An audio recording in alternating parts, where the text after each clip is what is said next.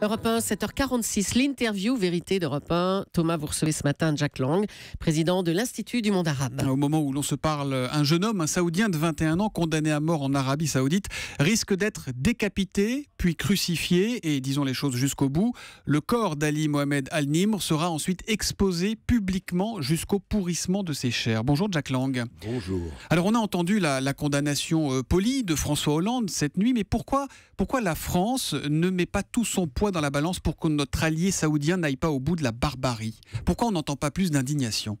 D'abord, le Quai d'Orsay, François Hollande et Laurent Fabius se sont exprimés pour réprouver cette exécution par décapitation du jeune Ali Al-Nimr. Et est-ce que c'est suffisant? Voilà, on dit on est contre la peine de mort, c'est un principe général, donc ne le faites pas. Laissez-moi aller jusqu'au bout de mon propos. Je vous en prie. D'abord, j'ai appartenu à un gouvernement, le gouvernement de François Mitterrand, qui a aboli la peine de mort.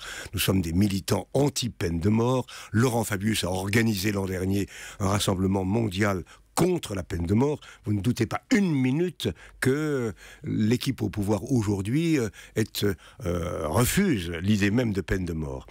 Simplement, François Hollande dispose d'une autorité morale très importante dans ces pays. Il s'est exprimé à de nombreuses reprises sur d'autres cas dont vous n'avez pas parlé, et je le comprends, et a obtenu des suspensions d'exécution. Je dirais que la peine de mort, c'est une monstruosité.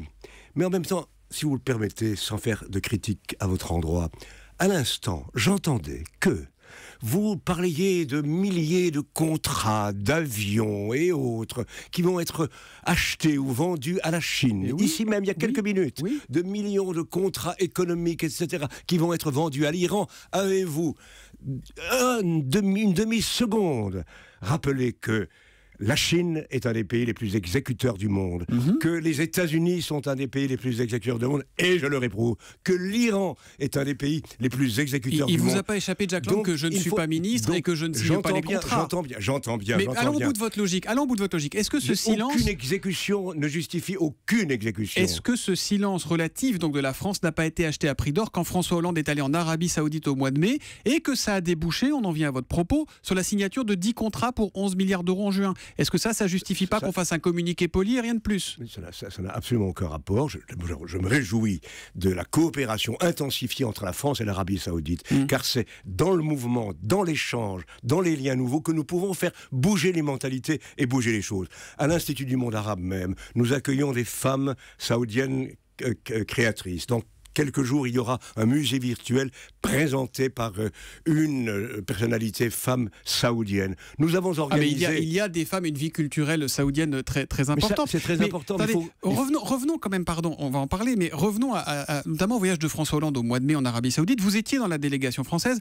Au même moment, quand on signait ces contrats, quand tout se passait très bien, il y avait cette annonce qui paraissait, annonce en arabe, annonce de job, demande d'emploi, 8 postes de bourreau.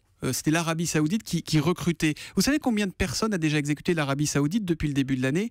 134. Et vous savez combien de personnes ont exécuté? Je ne vais pas me livrer à une comptabilité sordide, écoutez. Mais j'observe quand même, si vous voulez, réfléchissez, le silence absolu sur les mauvais traitements, les exécutions aux États-Unis, en Iran et en Chine.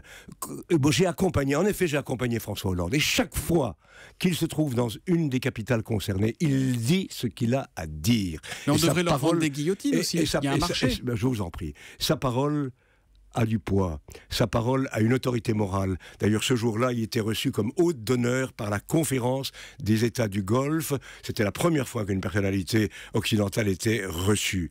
Et puis, il y a tout le combat que nous menons en lien avec l'Arabie Saoudite et l'ensemble des pays arabes, contre Daesh et contre le terrorisme. Il y a toute la coopération dans le domaine scientifique, il y a les étudiants... Mais est-ce que là, les Saoudiens ne se comportent pas... Je crois à la durée et au progrès. Je suis militant des droits de l'homme depuis toujours. Mais personne n'en doute, Jack Lang. Non, personne n'en doute. Je sais que les choses ne se gagnent que par l'entêtement, la durée, la persuasion et la rencontre. Et l'accueil en France de nombreux étudiants confrontés à nos valeurs, d'étudiants saoudiens, excusez-moi, contribuera à faire bouger les choses. Décapité, crucifié et le corps exposé publiquement jusqu'au pourrissement des chairs. Est-ce que ce ne sont pas les méthodes de l'État islamique que nous combattons aux côtés des Saoudiens? Oui, d'abord, j'aimerais savoir de plus près de quoi il s'agit. C'est ce qui a été écrit. C'est possible, je ne veux pas discuter. Mais il n'y a pas que cela, parce que l'État islamique, c'est la volonté d'établir sur l'ensemble de cette région une dictature absolue, écartant toute forme de croyance. Par exemple, nous avons organisé à l'Institut du monde arabe, en coopération avec l'Arabie Saoudite, une exposition sur le pèlerinage de la Mecque. Nous avons été totalement libres pour l'organiser. Et Manuel Valls nous a rejoints un soir pour participer à une sorte de cérémonie œcuménique où étaient représentées les 3 religions monothéistes. Il y a ces aspects qui existent aussi. Il y a des possibilités de faire bouger, de faire avancer les choses. Et la culture, encore une fois, est fondamentale et le travail fait à l'Institut du monde arabe est fondamental pour faire évoluer les mentalités. Jacques Lang, j'ai une dernière question. Lundi, l'ambassadeur d'Arabie Saoudite à l'Office des Nations Unies à Genève a pris ses fonctions à un poste clé du Conseil des droits de l'homme. Vous disiez que François Hollande était très en pointe sur ces sujets, sur les droits de l'homme. Est-ce qu'il faut que le chef de l'État se saisisse du sujet devant l'Assemblée générale des Nations Unies la semaine prochaine? Il sera à la tribune. Est-ce que vous lui lancez un appel en ce sens ce matin? Alors, si vous permettez, c'est pas seulement vis-à-vis du pays que vous citez, l'Arabie Saoudite, que la question se pose, c'est à l'égard de beaucoup d'autres pays, et ça concerne le dysfonctionnement invraisemblable de la Commission des droits de l'homme des Nations Unies, qui parfois a confié sa présidence même à des États tortionnaires et exécuteurs.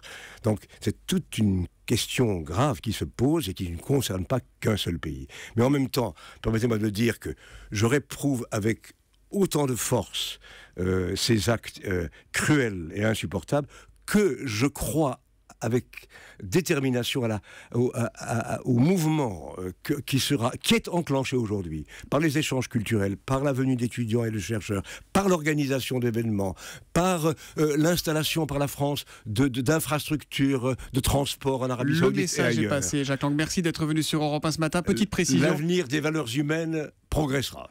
Ce jeune homme condamné à mort l'a été en raison d'une manifestation. C'est un simple opposant au régime saoudien. Merci, bonne journée à vous, Jacques Lang.